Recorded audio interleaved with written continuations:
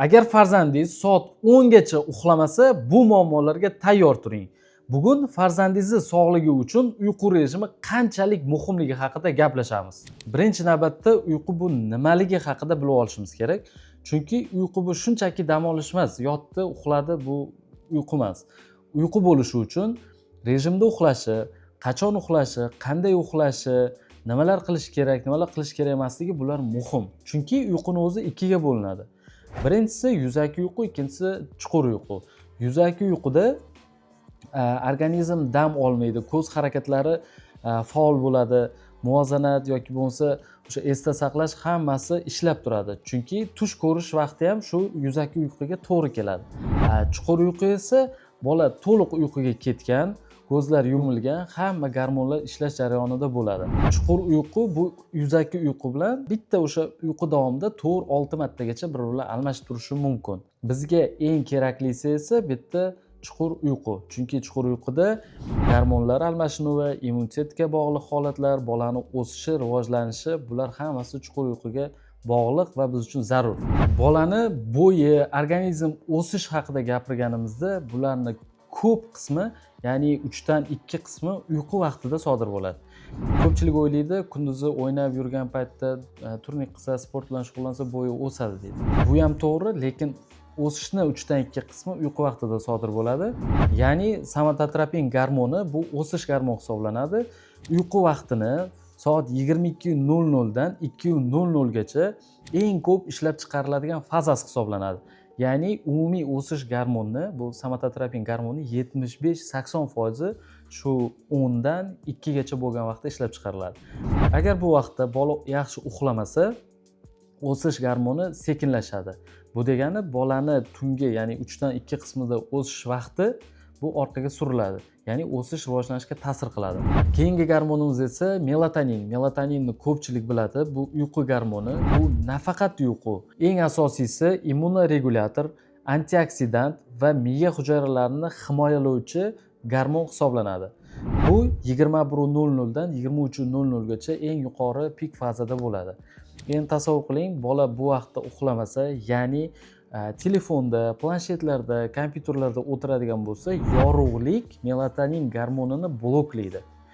Shuning uchun shifokor maslahatimiz soat 1 soat oldin, soat 9 desak, soat 8 larda telefonlarni, planshet, kompyuterlarni hammasini o'chirib, uyquga tayyorlanish kerak melatonin ishlab chiqarilishi uchun. Melatonin vaqtida ishlab chiqarilsa, immunitet ham kuchli bo'ladi. Chunki melatonin buzilishi, boya yuqorida aytib o'tdik, immunoregulyator.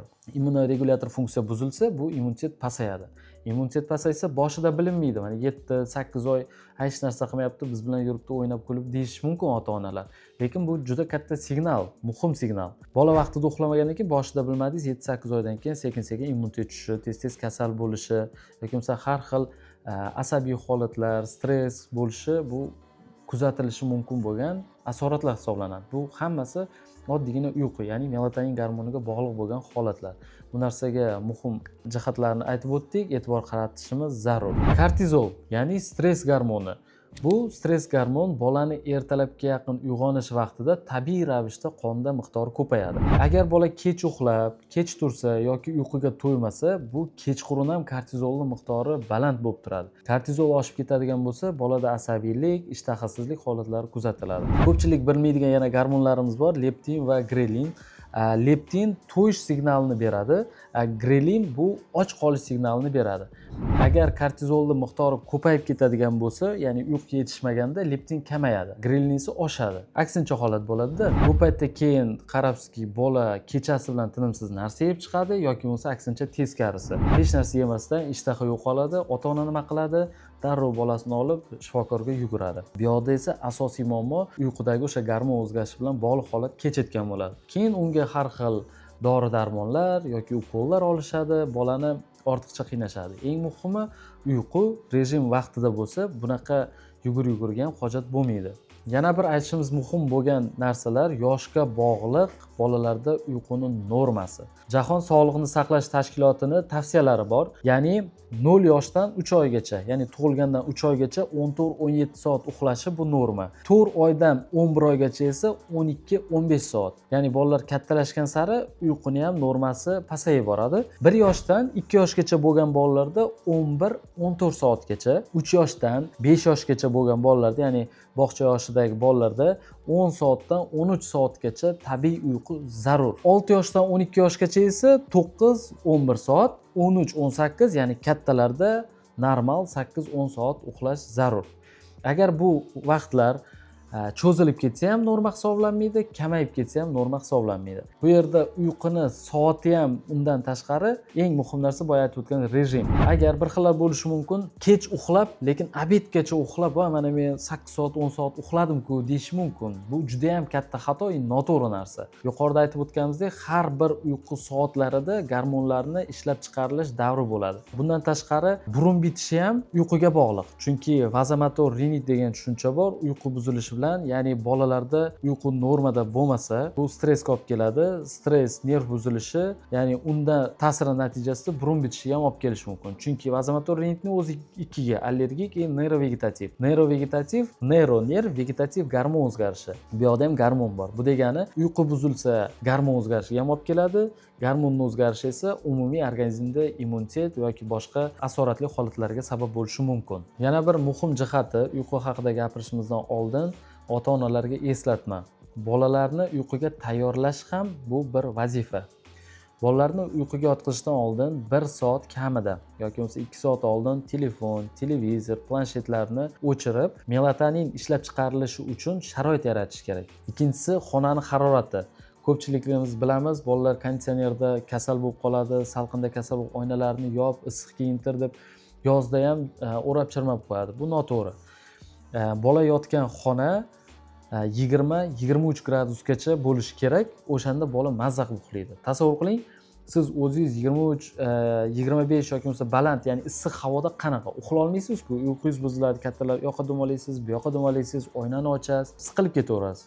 Bolalar esa kattalarga nisbatan 3-5 barobar tez qiziydi. Buni hisobga olish kerak. Siz isib ketayotgan bo'lsangiz xonada, bola sizdan 3-5 barobar tez qizib isib ketayotgan bo'ladi. Shuning uchun bolaning uyqusi normada bo'lishi uchun, kechqurun tinch uxlash uchun harorat ham juda muhim. Chunki harorat hozir aytib o'tganimizdek 20-23 bo'lishi bu optimal daraja. Faqat bolaga konditsioner to'g'ridan to'g'ri emas, iloji bo'lsa boshqa xonada bo'lishi kerak.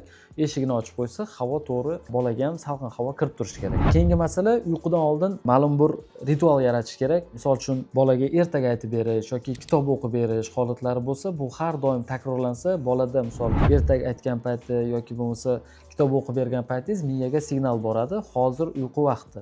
Sekin uje melatonin ishlab chiqarilishi boshlaydi, bola ham uyquga ketadi. Bu asosiy tavsiyalardan biri. Yana bir muhim eslatma, ovqatlanish. Uyqudan oldin hech qachon ovqatlanib keyin uxlash kerak emas. Chunki kaloriya oshib ketadi, bolada sekin-sekinlik bilan semirib ketish, gormonlar buzilishi, ovqat hazm bo'lmasligi, oshqozon muammolari paydo bo'ladi. Agar kechki ovqatdan keyin eng kamida 2-3 soatdan keyin uxlash kerak. Bu degani uyqudan 2-3 soat oldin ovqatlanish kerak. Iloji boricha kechqurun yog'li ovqatlarni yeb, to'yib, bo'kib qolib uxlash kerak emas. Yengil hazm bo'ladigan ovqat yeb, iloji bo'lsa kattalar bilan birga ovqatlanib bo'lgandan keyin, ya'ni o'sha 3 soatning ichida yengil bir sayr qilib kelsa bo'ladi. Bolalarni yoki bo'lmasa domma oldida o'yingohlarga olib chiqish tavsiya qilinadi. Bular bolalarni uyquga tayyorlashdagi eng muhim ota-ona oldidagi vazifalar. Bunga amal qilinglar. Uyqu haqida mana shuncha ma'lumotlar gapirdik, lekin uyquni yaxshi bo'lishi uchun organizmda bir necha moddalar ham o'z normasida bo'lishi kerak. Konkret aytaman, masalan, magniy, B6, D3, omega kabi moddalar normada bo'lishi kerak. Masalan, magniy bu nervlarni tinchlantiradi, organizmni bo'shashtiradi, uyquga tayyorlaydi. B6 vitamini bu serotonin sintezida qatnashadi. Serotonin esa boya aytib o'tganimiz uyqu gormoni, melatoninning xom ashyosi hisoblanadi. Ya'ni fundamenti bo'ladi. Shuning uchun B6 ham yetarli bo'lishi kerak. Undan tashqari D3 vitamin retseptorlari miya va uyqu markazlarida ham bo'ladi. Shuning uchun D3 uyquni buzilish yetishmasligi, uyquni buzilishiga olib kelishi bu isbotlangan ma'lumot. Yana bir esa omega, miya hujayralarining membranasini asosini tashkil qiladi. Shuning uchun uyqu normada bo'lishi uchun birinchi navbatda rejim, ikkinchi navbatda esa defitsitlarni to'ldirish. Mana shu yuqorida aytib o'tgan vitamin va minerallar normada bo'lsa, uyquni sifati ham, bolani o'sish rivojlanishi ham yaxshi bo'ladi. Bu kabi vitaminlar ko'p. Misol uchun, hozirda mana bunday vitamin komplekslar Vitaveyda bor. Hozirgi sanab o'tgan barcha vitamin tarkiblari shunda mujassam. Aynan bundan olishingiz shart emas. Agar o'zingizga biror ma'qul bo'lgan vitamin komplekslar bo'lib, aytilgan hozirgi minerallar, vitaminlar yetarli bo'lsa, olib farzandingizga bemalol vrach tavsiyasi bilan ichirishingiz mumkin. Yoki bo'lmasa, mana shunday vitamin komplekslar tayyor, olib bemalol farzandingizga bersangiz, uyqusi ham, o'sishi ham, rivojlanishi ham joy-joyida bo'ladi. Agar bu kabi ma'lumotlar sizga qiziq bo'lsa, Vitavey sahifamizga obuna bo'lib qo'ying.